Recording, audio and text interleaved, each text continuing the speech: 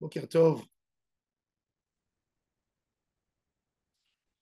Dans la vache rousse, la cendre de la vache rousse qui est mentionnée dans notre paracha, hein, un des éléments qui purifie, c'est l'hysope. L'hysope, c'est le za'atar, comme il dit Rabbi Avrami Ben Ezra. L'hysope pousse n'importe où, sur les murs, dans les montagnes, entre les pierres. L'hysope, c'est le symbole de la hanava, d'être humble. C'est une plante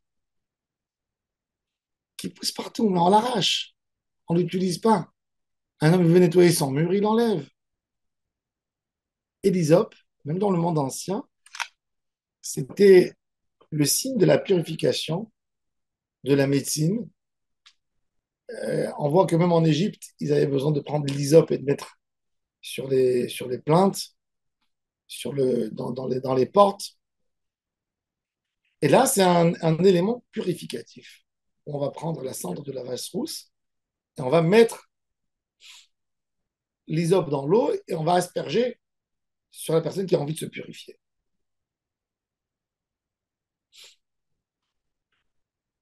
Il y a quelque chose de...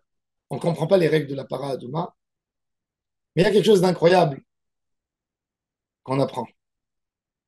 Les éléments de la purification, c'est de prendre une vache et de la brûler. Une vache, ça a de la présence.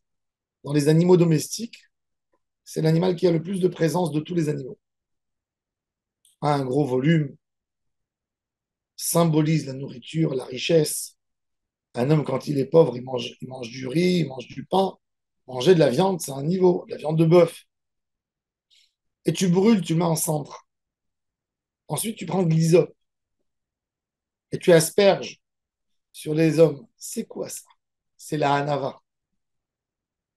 C'est que l'homme a compris à un moment qu'il est de passage, qu'il n'est pas là pour toujours, qu'il est temporaire, qu'il y a des choses plus importantes dans la vie.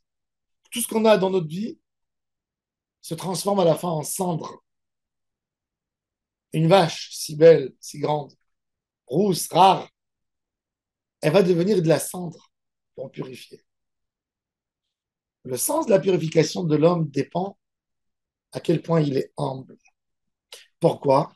Parce que se purifier dans la neshama, c'est de vouloir changer. Un homme n'est pas ouvert au changement, il n'est pas ouvert au changement tant, tant qu'il ne s'est pas mis dans une position de un ava d'humble, de se dire j'ai beaucoup à apprendre dans ma vie, j'ai à changer, j'ai à voir des autres comment m'améliorer. Tant que tu es dans une position de gava où tu te dis moi je suis là, j'ai du volume, j'ai une importance, je suis quelque chose, tu n'es pas ouvert à un changement. Tu n'es pas ouvert à un changement dans ta neshama. L'histoire de la vache rousse et tout ça, il faut savoir que c'est pas tout simplement qu'on prend de la cendre, on mélange avec de l'eau, on asperge sur l'homme et il devient pur. Il y a un travail dans la neshama, il y a un gros travail, un travail de bitoul. La cendre, c'est le bitoul, c'est de rendre tout zéro. Pour devenir pur, quand quelqu'un est dans une situation d'impureté, il a besoin de tout reconstruire de nouveau, de zéro, de la cendre. Tu as envie de vivre dans une situation de Kdusha, ben, tu as besoin de te mettre dans une situation où tu commences tout de la cendre, de zéro. Tu ne peux pas coller des pansements sur ton mauvais comportement parce que tout ira dans ce même sens. Un homme doit s'inspirer tout le temps de créer quelque chose de nouveau, de vouloir faire quelque chose, d'être pur. Le sens de la pureté vient que avec la hanava, où je me dis tout le temps, je ne suis rien, je veux évoluer, je dois évoluer.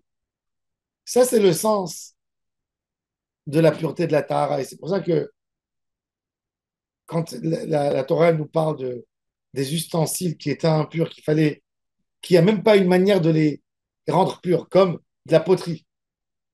Ben, qu'est-ce qu'on te dit? On te dit les casser, ben, ça les rend purs. Tu prends un verre en verre, quand il a toute sa forme, ben, s'il a touché un mort, il est impur.